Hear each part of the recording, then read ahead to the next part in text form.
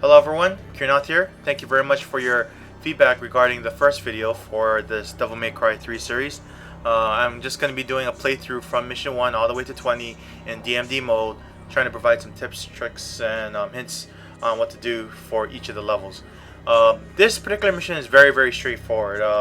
If you're kind of familiar with the combat mechanics of the game, it's mostly a bit of planning out that you gotta do for the kinds of spawns that happen in this level. There's gonna be a lot of lust, those guys that I told you about in Mission 1 that do the uppercut, and you have to be very careful about what you kill because you do not want to deal with DT lusts. Now, this level is pretty famous because it's the mission that everyone used to use for the True Style tournament way back when, like 5, 6, 7 years ago, and because of that, it's probably a favorite amongst a lot of Devil May Cry 3 players who want to do like style videos and stuff like that. Another one being Mission 6, and another one being Mission, I can't remember, like 16 or 17. But anyway, this mission is very straightforward. Personally, I would go with the Swordsmaster setup again, and for this setup, I would actually switch out the Rebellion for Beowulf. And the reason why you want to do that is because the hammer move, which is the jump and then the style move, it will wreck it'll wreck the Hell Vanguard shit. The Hell Vanguard is that Grim Reaper looking boss at the end of this mission. And if you don't want to use Beowulf, you can also just stick to using Agni and Rudra and your weapon of choice, whatever it is. Because jump canceling the aerial cross or the jump triangle move for Agni and Rudra is also pretty effective.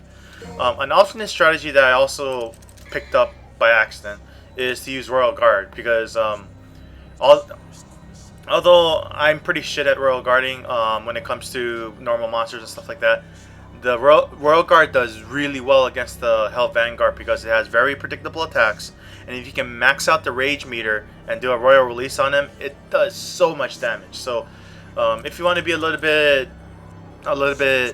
stylish, then you can use the Royal Guard. But for me, I just use Swordsmaster, and same setup as always: Ebony and Ivory with Klingnan, and Agni and Rudra with Beowulf. And Beowulf is mainly just there for the boss, but you can use it with your combos to kind of vary things up. Anyway, let's get started. And here we go.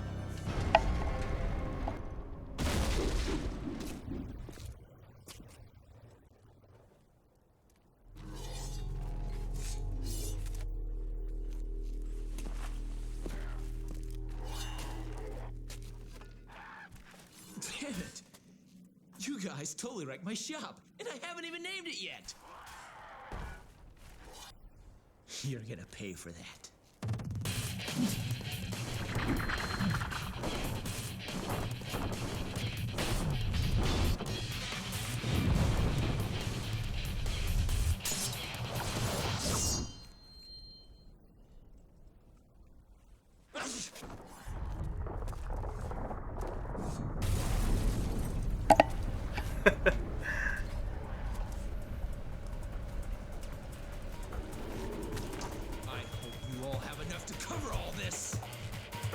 Alright, so at the start of the level, you're going to have a bunch of, I believe these guys are called MVs, I can't remember offhand, but basically the grunts of the game attack you. So instead of, you want to keep them nicely clumped up like this, and what I would normally do is start doing mill and slash.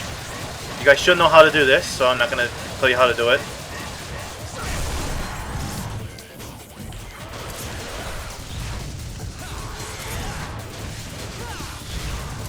You'll probably end up causing one or two of them to DT because you won't always get the perfect setup, but that's okay. Okay, next spawn. Just DTE the lust like that. They're not worth your headache.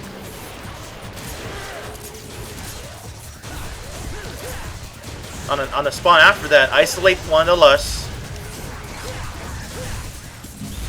Then isolate the other one. Don't worry too much about causing the causing the MVs to DT.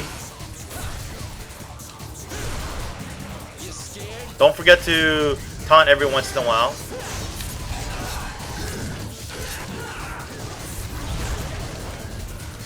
And one move that you may not know about is something called the Perfect Ultimate Tempest, which is this move where you press back end circle. Whoops, not with that move, but with Agni and Rudra. Then mash circle so that you end up like kind of flying up into the air. And instead of just stopping right there, you want to mash triangle after that, which causes the Perfect Ultimate the Ultimate Tempest to last much longer. And that's kind of how it's called a Perfect Ultimate Tempest. You want to get those exploding guys. You want to try to see if you can cause collateral damage with it. Ow! Frick. These guys are really, really irritating. So be careful about causing these guys to DT. So distribute your damage amongst all the monsters.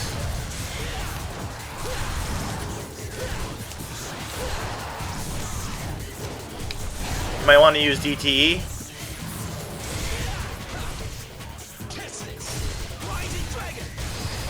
This is part of the reason why you want to use Beowulf, so that you can do quick, really, really quick damage to monsters.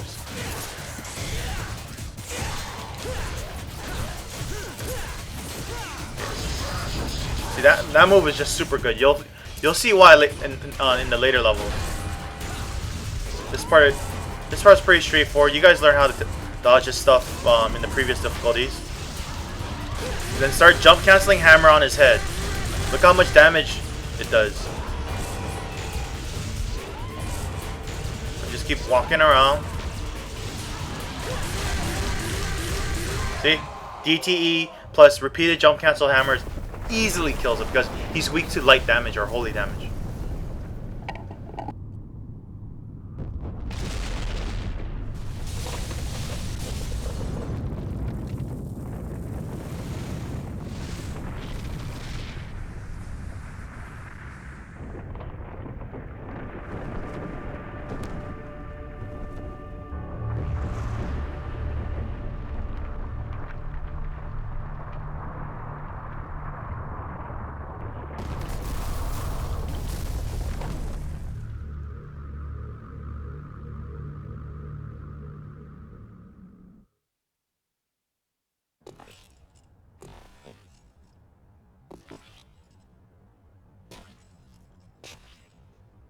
It's been nearly a year since we last met.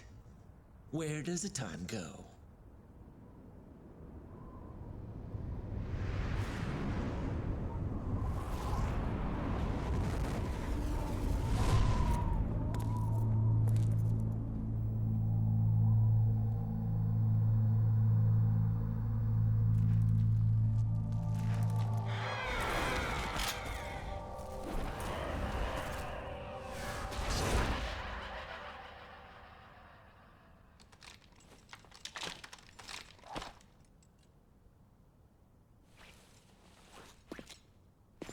No doubt you've got some fun planned for me. Right, Virgil?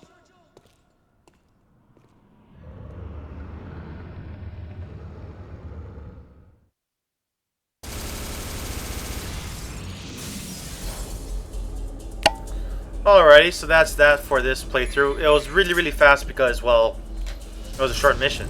That's the reason why everyone likes using it as a true style tourney level. Anyway, I'll try to put up another video for this Let's Play in a few days. If you have any questions, feel free to leave a comment in the description and below the video, because I'm more than willing to help you out. So yeah, I'll see you guys there. All right, take care. Bye bye.